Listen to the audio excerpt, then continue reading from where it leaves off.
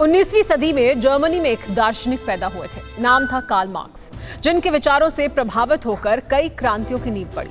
चीन की communist party भी कार्ल मार्क्स के सिद्धांतों पर ही चलती है। कार्ल मार्क्स ने कभी कहा था कि तारीख खुद को दोहराती है, पहले एक त्रासदी की तरह और फिर एक मजाक के तौर पर।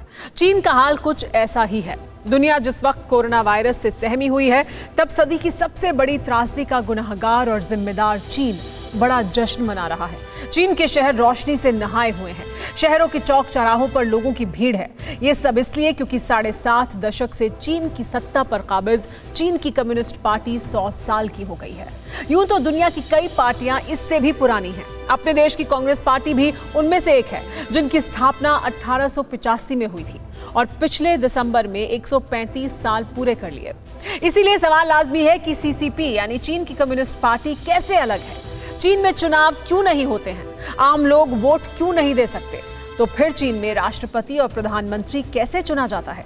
सवाल यह भी कि कोरोना फैलाने वाले चीन में सदी का सबसे बड़ा जश्न क्यों मनाया जा रहा है? इन सब सवालों का जवाब इस एक्सक्लूसिव रिपोर्ट में। गलतफहमी है, बहुत बड़ी गलतफहमी। बीजिंग के तानाशाह को चीन की ताकत की, दौलत की, शोहरत की।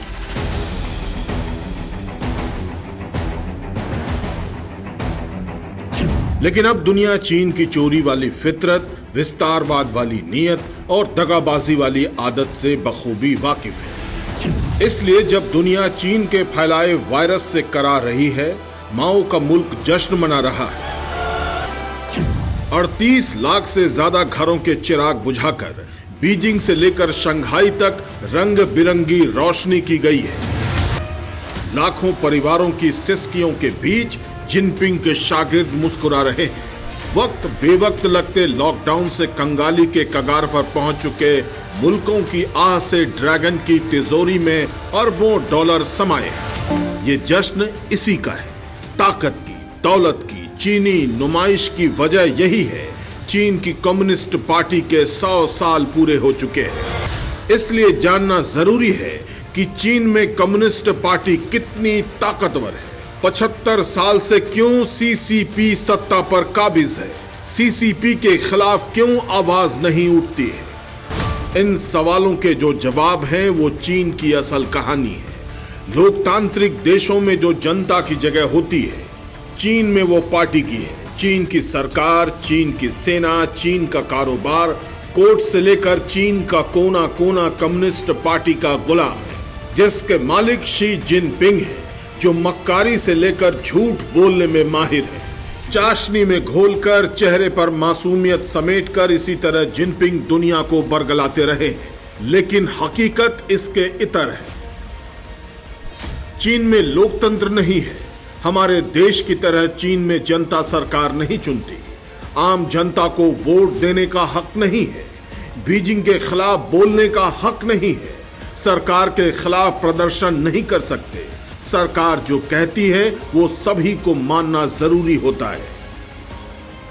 तो फिर चीन में सरकार कौन बनाता है? चीन में राष्ट्रपति कैसे बनता है? मंत्री कैसे बनते हैं? फौज के अफसर कैसे चुने जाते हैं? इन सवालों का जवाब है शी जिनपिंग। चीन एक देश कम, प्राइवेट लिमिटेड कंपनी ज्यादा है। मौजूदा वक्त में जिसके मालिक जिनपिंग है, जिनपिंग का फरमान है नाचो गाओ धूम मचाओ, और हफ्ते भर से चीनी यही कर रहे हैं। तक चले गृह युद्ध के बाद 1 जुलाई 1949 को रिपब्लिक ऑफ चाइना यानी चीन की स्थापना हुई और इसके फौरन बाद चीन ने लोकतंत्र को खूंटी पर टांगकर कम्युनिज्म का चोला ओढ़ लिया। तब से पार्टी ही चीन और चीन ही पार्टी है। बड़ा सवाल यह है कि चीन में फिर राष्ट्रपति और प्रधानमंत्री का चुनाव कैसे होता है?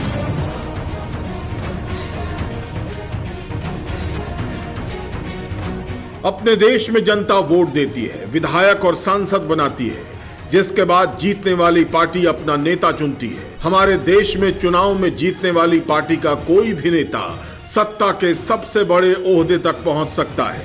लेकिन चीन में ऐसा नहीं है। चीन में कम्युनिस्ट पार्टी का मेंबर ही राष्ट्रपति या प्रधानमंत्री बन सकता है। कम्युनिस्ट पार्टी ऑफ चाइना के 9.5 करोड़ मेंबर हैं। हर 5 साल में कम्युनिस्ट पार्टी की कांग्रेस होती है। इसी में तय किया जाता है कम्युनिस्ट पार्टी की अगुवाई कौन करेगा।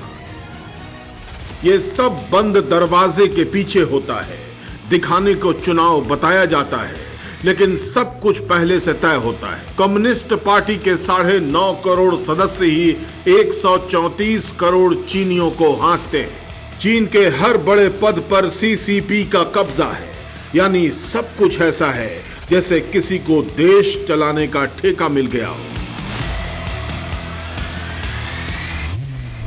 सेंट्रल कमेटी पार्टी के सर्वोच्च नेता का भी चुनाव करती है, जिसे कम्युनिस्ट पार्टी का महासचिव कहा जाता है।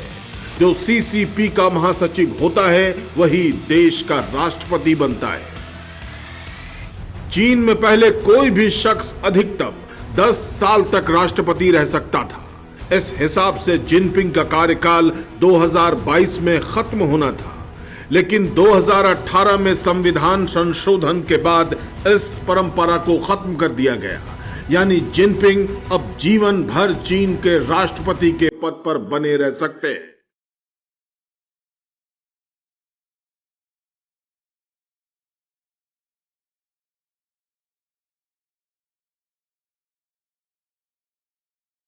यही कम्युनिस्ट पार्टी की ताकत है। पार्टी देश के लिए नहीं बल्कि देश पार्टी के लिए है। सीसीपी के एक सामान्य से सदस्य से आगे बढ़ते हुए जिनपिंग देश के राष्ट्रपति बने। लेकिन क्या सीसीपी का सदस्य बनना इतना आसान है? कैसे बना जा सकता है सीसीपी का सदस्य? बिल्कुल नहीं। चीन भले ही अपनी फर्जी ताकत की नुमाइश करता रहता है, लेकिन असल में माओ का मुल्क बेहद डरपोक किस्म का है। इसलिए चीन में कम्युनिस्ट पार्टी का मेंबर बनने के लिए पहले पूरी तरह ब्रेन वॉश किया जाता है। पैदा होने के बाद से ही ड्रैगन की नस्लों को हंसुए और हथौड़े वाली घुट्टी पिला दी जाती है। चीन के स्कूल में टीचर सीसीपी के यंग पायनियर्स चुनते हैं, जिन्हें बाकियों से अलग करने के लिए गले में लाल दुपट्टा पहनना होता है। हाई स्कूल में भी यही तरीका अपनाया जाता है। अच्छे छात्रों को पार्टी के यूथ विंग लीग में शामिल किया जाता है। पार्टी में शामिल होने के लिए एप्लीकेशन मांगे जाते हैं। कई साल तक इम्तिहानों से गुजरते हंसुआ और हथौड़े वाले लाल झंडे के सामने वफादारी की शपथ लेनी होती है। ठीक उसी तरह जैसे 2 हफ्ते पहले जिनपिंग ने अपने शागिर्दों को दिलाई थी। ये शपथ सिर्फ वफादारी की ही नहीं है, ये वो कसम है जिसके बाद जिनपिंग का गुलाम बनने का आगाज होता है। चीन में कम्युनिस्ट पार्टी का सदस्य बनने के बाद हर मेंबर को ताउम्र अपनी कमाई का हिस्सा पार्टी के खजाने में जमा करना होता है। ये रकम कुल कमाई के 0.5% से 2% तक हो सकती है। 7.5 दशक से बीजिंग की सत्ता पर काबिज कम्युनिस्ट पार्टी को चीन में भगवान का दर्जा हासिल है, यानी सरकार के खिलाफ बोलने से ज्यादा सजा पार्टी के खिलाफ बोलने पर दी जाती है। इसलिए 9 साल के दौरान जिनपिंग कई विरोधियों को निपटा चुके हैं। ऐसा नहीं है कि चीन में विरोध प्रदर्शन नहीं होता, सरकार के खिलाफ लोग बात नहीं करते हैं, लेकिन इन विरोध प्रदर्शनों को कितनी जगह देनी है ये पार्टी तय करती है। दरअसल चीन की सरकार दुनिया को ये बताने का ढोंग करती है कि माओ के मुल्क में भी बोलने की आज़ादी है, लेकिन हकीकत यह है कि माओ ने 7.5 दशक पहले ही चीन के लोगों की आज़ादी को कैसे बेड़ियों में जकड़ लिया था। देखिए, माओ त्से तुंग चीनी क्रांतिकारी, राजनीतिक विचारक और कम्युनिस्ट पार्टी के सबसे बड़े और ताकतवर नेता। एक ऐसा तानाशाह जिसका विरोध करना तो दूर, जिसके खिलाफ एक शब्द बोलने का अंजाम सिर्फ और सिर्फ मौत थी। आधुनिक चीन की नींव रखने वाले माओ के हाथ अपने ही लोगों के खून से रंगे थे। माओ ने एक बार कहा था कि चीन को तरक्की करनी होगी, भले ही इसकी कीमत करोड़ों लोगों की जान देकर चुकानी पड़े। माओ को कब्र में गए कई दशक बीत चुके हैं, लेकिन माओ की रक्त रंजित विरासत को चीन के तानाशाह अब तक ढोते चले आए हैं। बड़ा सवाल यह है कि जिनपिंग को ऐसा कौन सा खौफ है जो खाए जा रहा है? चीन की बर्बादी का खौफ, क्योंकि चीन के दुश्मनों की लिस्ट बहुत लंबी हो चुकी है। जिनपिंग को पता है कि 4 दशक से जारी तरक्की को अब उसी रफ्तार पर कायम नहीं रखा जा सकता। ड्रैगन तेजी से बूढ़ा हो रहा है, जिस पर कोरोना से कराहते मुल्क बंदूकें ताने हुए हैं। इसलिए बीजिंग में ताकत दिखाई जा रही है। मेड इन चाइना मार्का मिसाइलों और तोपों की नुमाइश की जा रही है। जश्न मनाया जा रहा है, लेकिन कब तक, आखिर कब तक ड्रैगन की अम्मा खैर मनाएगी? वो घड़ी जल्द आएगी जब चीन की करतूतों से आजिज आ चुकी दुनिया बीजिंग के तानाशाह के शीश महल पर बारूद बरसाएगी। चीन की कम्युनिस्ट पार्टी चाहती है कि दुनिया उसे रोल मॉडल माने, लेकिन उसके ग्लोबल सुपर पावर बनने के बाद भी ऐसा होना मुश्किल है, क्योंकि चीन की सत्ता से जिस दिन जिनपिंग की विदाई होगी, उसी दिन माओ के मुल्क से कम्युनिस्टों का राज चला जाएगा और ये दिन अब दूर नहीं है। फिक्र आपकी, सोमवार से शुक्रवार रात 9 बजे सिर्फ TV9 भारतवर्ष पर।